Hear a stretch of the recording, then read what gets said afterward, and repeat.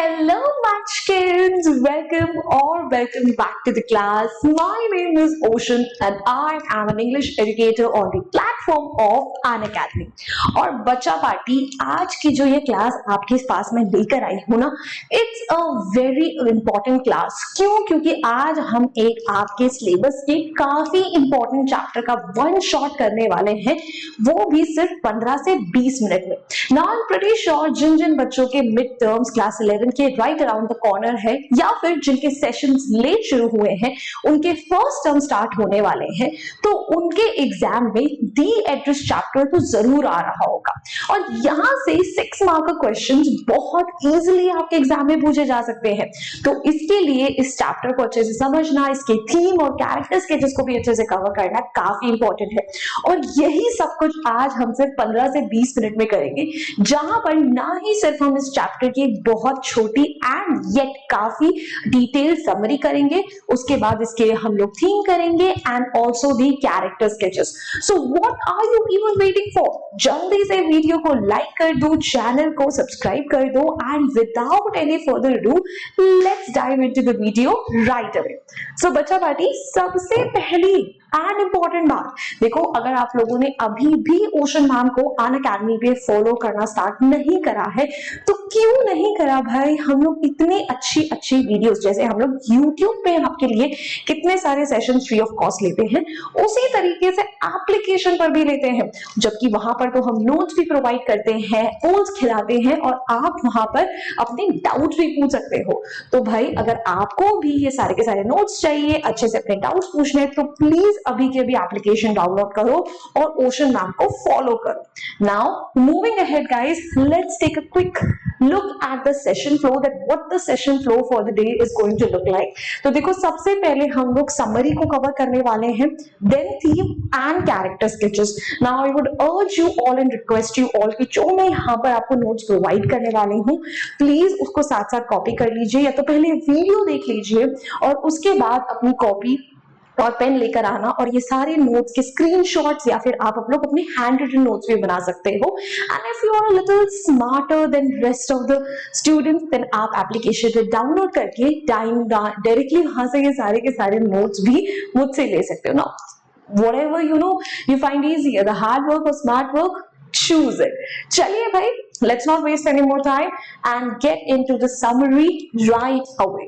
So भाई, जो ये the address chapter है ना, it's basically a poignant narrative. Poignant का मतलब होता है sad, something which evokes a lot of emotions in you about the aftermath of war and the emotional toll of loss. तो पूरा का पूरा जो सेटअप है ना, वो वॉर के बाद है, कि मतलब वर्ल्ड वॉर 2 के बाद, ठीक है, जो लोग थे जिन्होंने अपने लव्ड वंस को खोया, जिन्होंने अपने घरों को खोया, उनके ऊपर क्या बीती. बिकॉज जब वॉर हो रही होती है उस टाइम तो हम सबको पता है कि भाई a lot of people suffer, but even when the war is over, उसके बाद भी there are lot of things that the people who have faced the war or who have basically gone through it, उनको बहुत सारे consequences होते हैं, PTSD होते हैं और ना जाने क्या क्या. तो उन्हीं सब चीजों के ऊपर ये एक चैप्टर जो है थोड़ी सी लाइट थ्रो करता है, where it deals with themes like displacement, memory, material possessions and the painful process of moving on. कि भाई, जब आप किसी एक डिफिकल्ट सिचुएशन को फेस करते हो तो उस टाइम के लिए तो आप उस चीज के साथ डील कर लेते हो, but once the situation is over, जो मेमोरीज होते हैं वो आपको किस तरीके से हॉन्ट करते हैं, and no matter where you go, how all of those bad memories and traumas follow you like a shadow everywhere. So the protagonist, she revisits her past by searching for items belonging to her family taken during the war. तो इसमें जो हमारी protagonist है, who is the narrator and also the writer of the story, वो हमें बता रही है कि कैसे वॉर के बाद she visits the city where she used to live, where she has grown up once again, जिसका नाम हॉलैंड है, क्योंकि वहां पर वॉर के टाइम पर बहुत सारी ऐसी चीजें थी जो कि उन्होंने अपने किसी जानने वाले इंसान को दे दी थी. And now she feels like that the war is over, now the situation is back to normal और almost the things are back to normal. She would like to take a look at those things, she would like to reclaim all those things that she had lost during the war. Now let's see what happens with her. Now, the narrator, she's a Jewish girl who returns after the war seeking items her family left in the care of Mrs. Darling. ठीक है, जो narrator है, जो protagonist है, वो एक Jewish लड़की है, and we all are already aware कि जब World War II का टाइम था तो उस टाइम पर हिटलर जो है Jews को ढूंढ ढूंढ कर मार रहा था. तो ऐसे में लोग obviously country fled करके गए थे. She was also one of those. उन्होंने अपने घर, अपनी सारी चीजें जो है Mrs. Darling के हवाले करी थी, and now she's back to reclaim it, not the house part but the things, household items. Now Mrs. Darling, she is a woman who took the narrator's family possessions claiming to safeguard them during the war. अब Mrs. Darling जो है ये narrator की mother की एक जान पहचान की लेडी थी जिन्होंने उस टाइम पर उनको बोला था कि आपकी सारी चीजें आप मेरे हवाले कर दो, मैं इनसे बहुत संभाल कर रखूंगी. And narrator's mother is a trusting woman who handed over her belonging to Mrs. Darling before their departation. अब narrator की जो है, ठीक है, उन्होंने वॉर के टाइम पर बहुत इजीली मिसेस डॉर्लिंग पर ट्रस्ट करके अपना सामान उनको दे दिया था. So that's the background setup. These are the main characters. Now moving to the story. Now सबसे पहले हमें दिखता है कि जो नरेटर है, she visits 46 Marconi street, the address of Mrs Darling. Narrator जो है वो मिसेस डॉर्लिंग से मिलने जाती है. जब वॉर का टाइम था उस टाइम पर उसकी मदर ने उसे ये एड्रेस बताया था, 46 Marconi street, and she had remembered it since then. और वो उनके घर जाके उनका दरवाजा खटखटाती है. Mrs Darling's hostile and unwelcoming behaviour shocks the narrator. Now what happens when she goes to her house? Mrs. Darling opens the door, but वो उसे पहचानने से इनकार कर देती है. वो उसके साथ बहुत रूड बिहेव करती है. She even went ahead to say कि मुझे तो लगा था कि you all are dead and no one has come back. And she basically denies कि मेरे पास अभी तुम्हारे से मिलने के लिए, बात करने के लिए टाइम नहीं है, तो आप कभी और आना. And obviously the narrator was very hurt because वो काफी दूर से आई थी. Mrs. Darling refuses to acknowledge her and does not let her inside. Initially, Mrs. Darling जो है, हिम्मत देखो, she was wearing narrator's mother's cardigan and yet she had the audacity to say कि मैं तो आपको पहचानती ही नहीं. और जब पहचान भी लिया तब भी उसे बोल देती है कि प्लीज अभी टाइम नहीं है, और उसे घर के अंदर तक नहीं आने देती है. So that was a very hurtful scene to witness. Now what happens? The narrator recalls her mother's trust in Mrs. Darling, who assured them that their possessions would be safe. So जो पूरा का पूरा जो story है उसकी timeline जो है वो बैक एंड फोर्थ शिफ्ट करती है, जहां पे प्रेजेंट टाइम में हमें दिख रहा है कि now that the war is over, what the situation is like, what the narrator's mindset is like.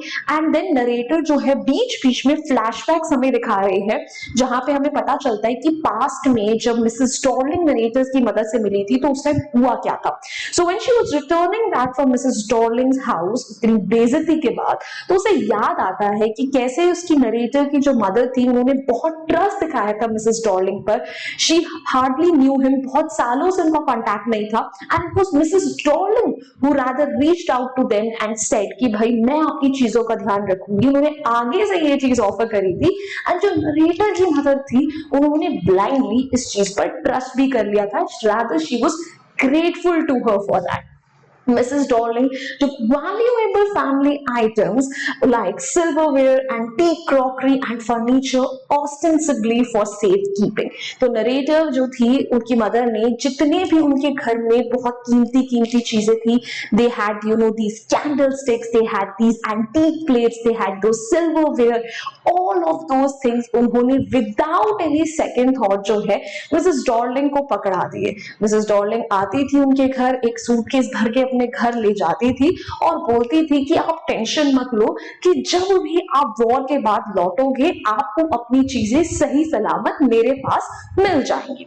Now what happens ahead?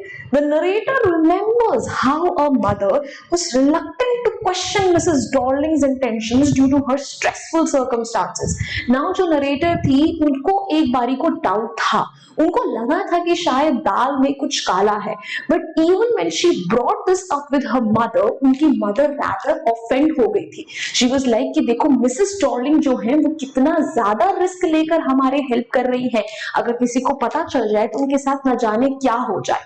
And हम लोग इतने नाखुश इंसान, इतने अनग्रेटफुल कंफर्टेबल नहीं हो सकते कि मैं आगे से उनके इंटेंशंस को डाउट करूं। तो नरेटर की मदर जो है वो राधा कितनी अच्छी और कितनी ट्रस्टिंग थी, और मिसेस डॉर्लिंग ने देखो उनका कैसा फायदा उठाया। Now, determined to see her belongings, the narrator revisits Mrs. Darling's house when she is not home.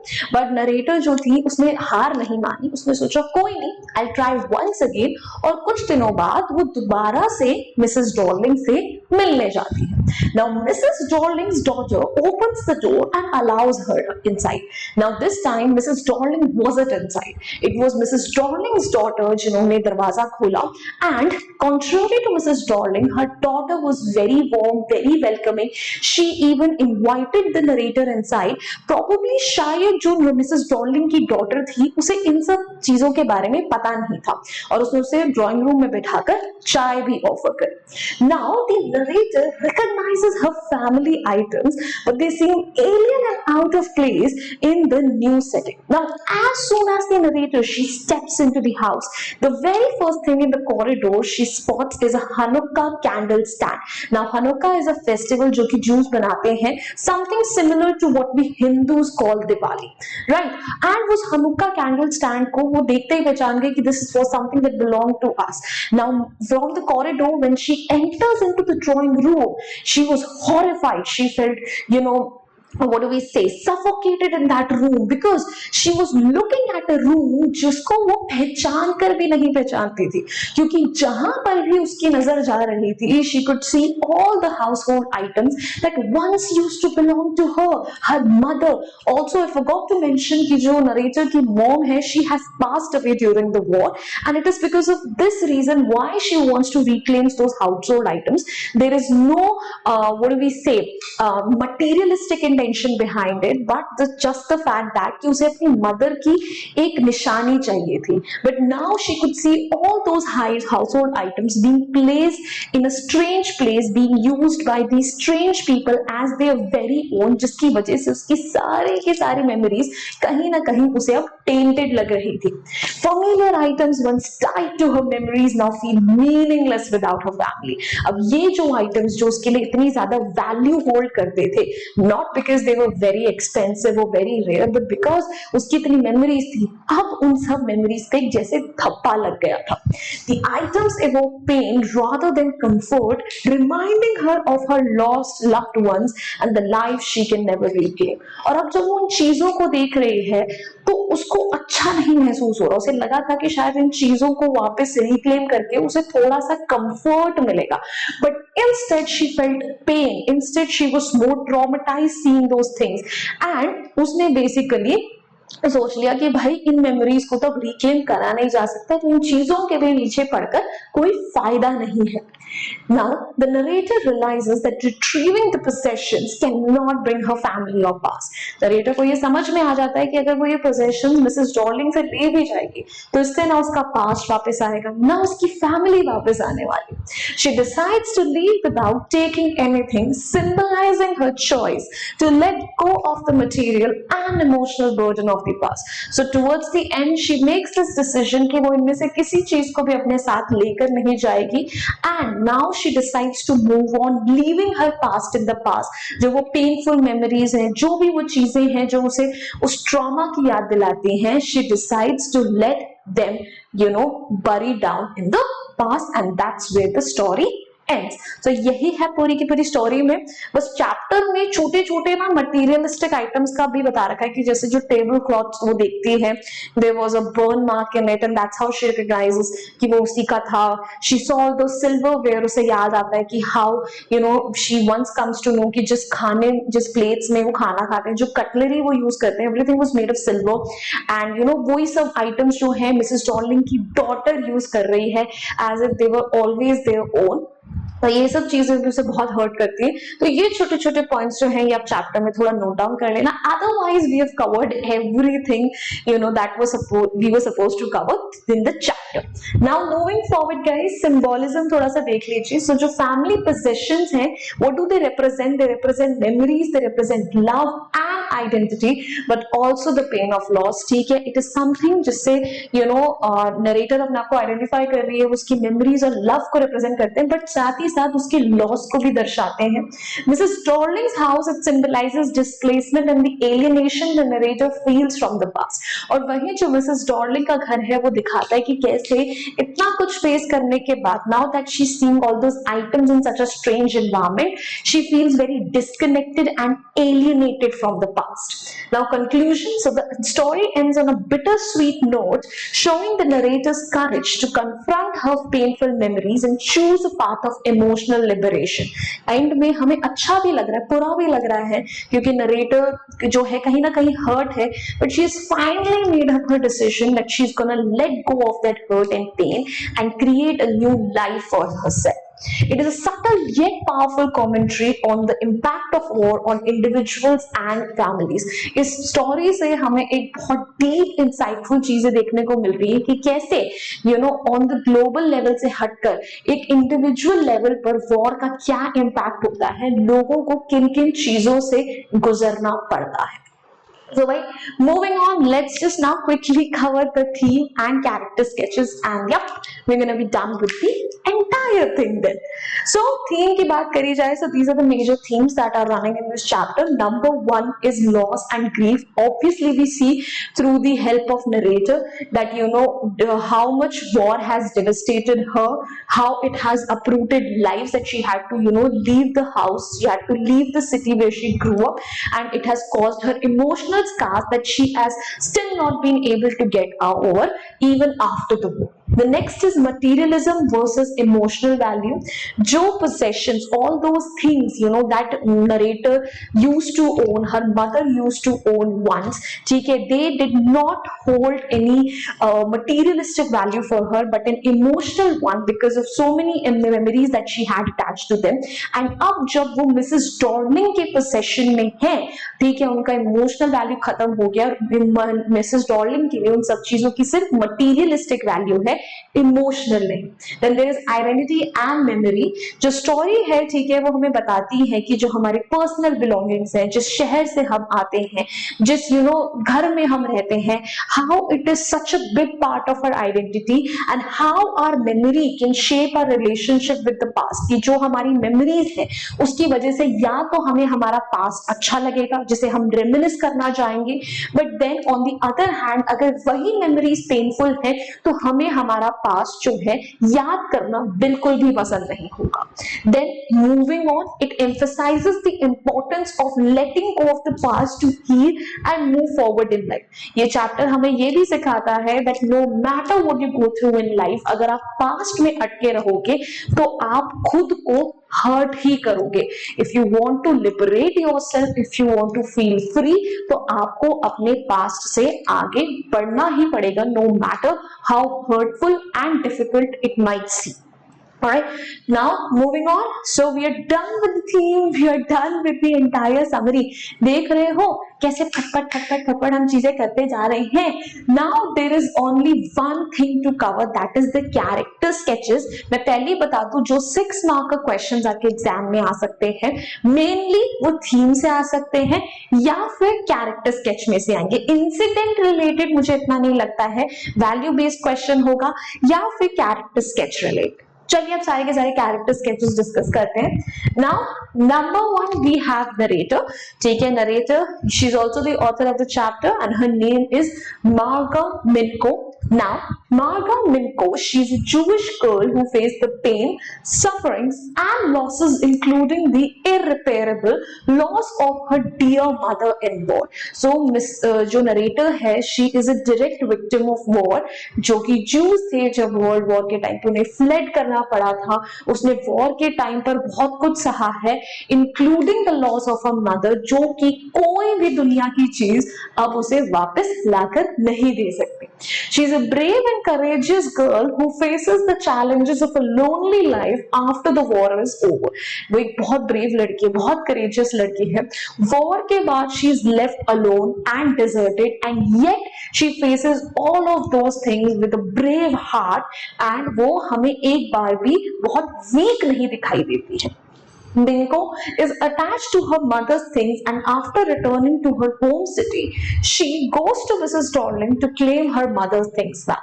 Minko obviously अपनी mother के साथ एक बहुत deep and loving relationship share करती थी, because of which इतने time के बाद she still wants to reclaim those things that once used to belong to her mother, ताकि उसे कुछ तो अपनी mother के साथ connection feel हो, and that is why she visits Mrs. Darling as well. Mrs. Darling's cold, indifferent and discouraging behavior further depresses her. But Mrs. Darling जिस तरीके से मिनको को ट्रीट करती हैं, ठीक है, उसकी वजह से मिनको को और बुरा लगता है. She had already suffered many losses, including the irreparable loss of her dear mother. ठीक है, and finally she decides to leave her mother's things and forget them forever, as the things will evoke her mother's memories more often and make her most miserable. Towards the end, we see that she makes a very brave choice, where she lets go of all of those things to move on in her life finally. So we don't see any materialistic angle और desires in her, but rather वो हर मतलब अपने आसपास सिर्फ एक emotional support सीख करने की कोशिश कर रही है, which she does not receive from anywhere. Now moving forward, next is Mrs S, narrator's mother. So पूरे चैप्टर में नरेटर मदर के लिए यही टर्म यूज हुआ है, Mrs S. We have not been told कि उनका पूरा नाम आखिर क्या था. So the war in Holland proves to be disaster for her. She was forced to part with all her nice and precious belongings and was exploited by Mrs. Darling, who promised that her belongings were safe with her, but they never received them again. तो Mrs. S बहुत ही एक loving और एक trusting woman है, ठीक है. वो बहुत ही जल्दी मिसेस डॉर्लिंग की बातों पर ट्रस्ट कर लेती हैं, एंड वॉर की वजह से मिसेस डॉर्लिंग उनको एक्सप्लॉइट करती है. उनकी सारी चीजें उनको ये बोलकर ले जाती है कि वो उसे सेफ गार्ड करेगी, बट उन्हें कभी वापस नहीं करती. Mrs S came from an affluent family, जहां पर वो और उनकी बेटी के पास सारे लग्जूरियस आइटम्स थे, but just because of war उन्हें उन सब चीजों को छोड़कर जाना पड़ता है. Also, she couldn't survive the war and died. Obviously, वो war में survive नहीं कर पाई, ठीक है, and she had a very painful death. Moving on, Mrs. Darling. Mrs. Darling is portrayed in the story as an immoral character. ठीक है, Mrs. Darling very easily come across as someone जो कि बहुत immoral है, जो deceive करती है, लोगों को cheat करती है. She was a thief and used the authors and the author's belongings, mother's belongings like clothes, utensils, etc. और despite promising to only look after them. ठीक है, वो एक चोर है. उन्होंने झूठे वादे करे मिसेस एस और उनकी बेटी को, और उनकी सारी पर्सनल बिलोंगिंग्स को बहुत ही बेशर्मी से इस्तेमाल करा, जबकि उन्होंने बोला था कि वो सिर्फ इन चीजों का ध्यान रखेंगे. Mrs. Darling was dishonest and she did not invite Marga to her house to treat her like a good guest. उनमें थोड़ा सा भी गिल्ट नहीं था, एंड जब मिसेस एस की डॉटर मिसेस जो नरेटर है उनके घर आती भी है, instead of inviting her inside, ठीक है, वो थोड़ा सा अपने आप अपनी गलतियां सुधारे इसके बजाय वो उनको घर से भगा देती है. So she had no intention whatsoever of returning those household items. And भाई that's it from our end. तो एज आई प्रॉमिस्ड यू, ठीक है, हमने 15 से 20 मिनटों के अंदर अंदर पूरा का पूरा चैप्टर का वन शॉट अच्छे से कर लिया है. एंड देखो बच्चों, अगर आपको अच्छा लगा है तो प्लीज अबोशन मैम को अनअकैडमी में भी फॉलो कर लीजिए, सो दैट आप लोग हमारी सारी की सारी अमेजिंग क्लासेस में पार्टिसिपेट कर सके, आपको सारी नोट्स मिल सके, एंड आप लोग अपने डाउट्स को भी इजीली पूछ सके. एंड या that's it from my end. I really hope you guys enjoyed this video, you found it helpful. Now if you did, you know the drill. Please जाइए, वीडियो को लाइक करिए, channel को subscribe करिए, and share this video with all your friends. I'll see you next time. Until then, bye bye, hasta la vista. फिर मिलेंगे पढ़ते पढ़ते. Bye guys.